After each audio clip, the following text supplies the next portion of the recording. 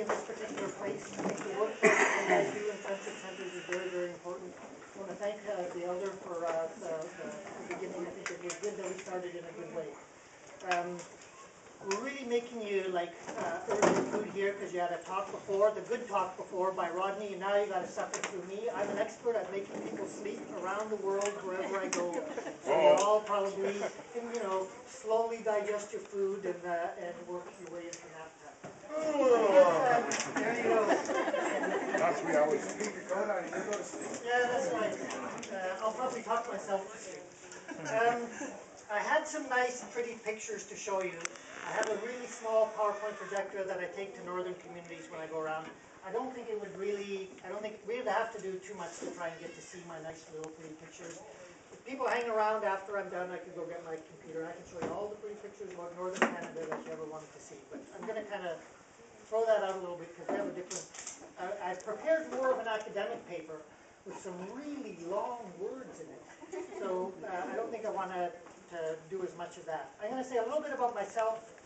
I'm going to say a little bit about colonialism today in Canada.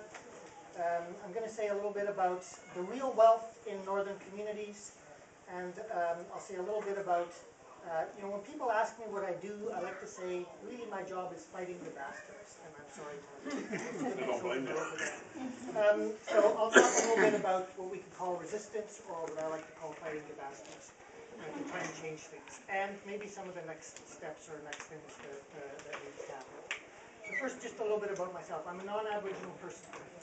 I grew up in about as dire poverty as you can experience in Canada. I can remember as a child having the power cut off in my house, like standing there watching my dad not being able to pay the $32 to keep the electricity going in the house, having the guy come and turn off the power in the middle of winter. I can remember having to steal wood from my neighbors, from their used wood piles. I had to scrape through the snow at 40 below so I could get enough of a fire started so we could go to sleep, so I could get up in the morning and run down to school where it was warm. I know a little bit about poverty. In fact, I'm one of the few non-Aboriginal persons to go to a residential school. When I went to the government-run residential school in Cranberry Portage, they gave us 2 sheets to make the bed. And I was like, what do you do with 2 sheets? And someone said, there's a top sheet, the bottom sheet, you sleep between. You sleep between the sheets. This was unparalleled luxury. So I have to say that for me, I was so poor that residential school, I got my, the first time I ate 3 meals a day in my lifetime and slept between clean sheets. But the residential school wasn't really, in the end, a good place to be. It wasn't a good place for the many Aboriginal friends that I went with there. There were 400 kids in my grade 9 class. There were 32 kids who graduated from grade 12 with me. There was 1 who went to university. That was me. So the reason why I do the work that I do is because I lived it in a sense. I felt someone had to tell the story, and I went on to do my studies at the University of Winnipeg. When I went to study for my PhD at York University, they said, Aboriginal politics. No one's ever going to hire you as a professor if you study Aboriginal politics. And I said, I don't care. I have 1 life to live, and this is what I was, made to study. I studied Aboriginal politics. And they were right. No politics department in the mid-1980s was interested in Aboriginal politics. If they had a position in Canadian politics, they wanted someone who studied federalism or Quebec. There were no positions in political theory, which was my other major. But fortunately, I landed a job in Native Studies, and I tell people I'm like a spy for poor people in the universities and for Aboriginal people in the universities. I go around and poke in and see what those universities are doing, and I go back to small communities and talk to people about what universities are about and what they're up to. And I was lucky to land a job, and I loved teaching in university. And the poor buggers at the University of Manitoba are absolutely stuck. They really hate, they have to grit their teeth when they shake their hand and stuff like that. But they're stuck with me, and I enjoy being there. So that's really all you need to know about me. Probably more than you need to know about me. I have a fancy word I use, the racial redistribution of wealth. That's a way to describe colonialism over the last 500 years. The racial redistribution of wealth means that a small part of the world, which is now called Europe, basically took wealth from people all over the world. In a sense, you could say it was white people taking wealth from brown people.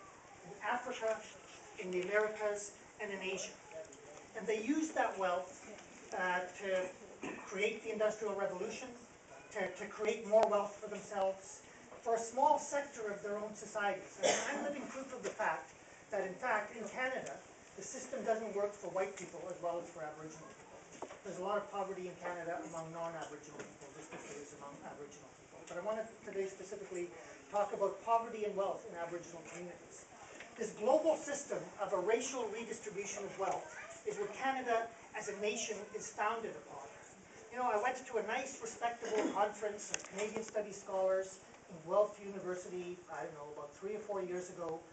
All really nice, good, sincere academics, kind of, you know, liberal professor people. And I was like, how can I wake these people up? So I said the 3 words that Canadian Studies people never want to hear. I hate Canada. I hate Canada. Because of Canada, Nitassinan doesn't exist. Because of Canada, none of it in a meaningful sense doesn't exist. Haida Gwaii doesn't exist. All these beautiful, beautiful places that once were here don't exist anymore because of Canada. And you know, you don't win any popularity contests in Canadian Studies saying that you hate Canada, but I had to tell it to them like it is. Canada is a system for taking wealth away from Aboriginal people and redistributing it to wealthy non-Aboriginal people. Canada was founded that way, and at its core, Canada remains that way. That's why I liked a lot of what Rodney had to say, and I'm glad he qualified his, you know, talk about corporations, because let me say it, I'm a vulgar Marxist. I don't have much time for corporations. We need people like you working, trying to get in there, trying to do those things, trying to get that work for Aboriginal people, and most of what you had to say was like right on. That part I was, and then you said, there's some problems with corporations, and so I'll talk about some problems with corporations. Corporations involve the privatization of social wealth, and they don't spread it out, they take it for a very, very few people. There's people who can't decide how many swimming pools they should have in their houses and want tax breaks, while the rest of us are trying to get by. That's where the wealth is going. And, you know, it's been happening for more than 100 years in Canada. It is still happening today. The conquest is not a historical event that happened, you know, 500 years and we're done with it.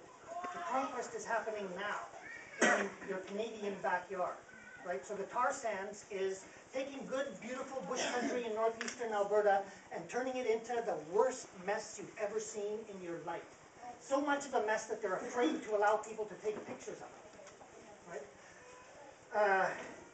The lumber industry, the mining industry, and the energy industry, especially oil and gas and hydroelectric, are the things right now in the mid and far north of Canada that are still going ahead, full steam ahead. Whatever they say, they talk a little bit about partnerships, they put a little bit of, you know, butter on the bread or whatever, but in the end, it's all about taking the land from Aboriginal people and using it, redistributing that wealth to a few small, unearned, privileged elite in southern society, in the United States and in Canada.